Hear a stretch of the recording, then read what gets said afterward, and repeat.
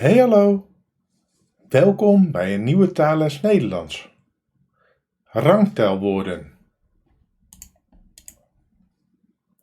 Rangtelwoorden kan ik het beste uitleggen aan de hand van een voorbeeld. Ik woon op de 2e verdieping. Tweede is een rangtelwoord. Eerste, tweede, derde, vierde,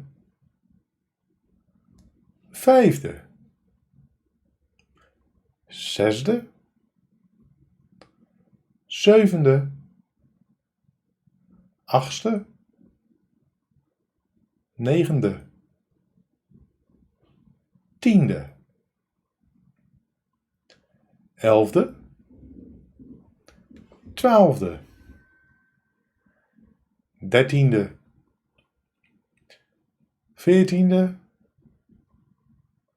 15e, 16e, 17e, 18e, 19e en 20ste. Alle hogere getallen eindigen op ste. Als voorbeeld miljoenste. Bedankt voor het kijken en tot de volgende les.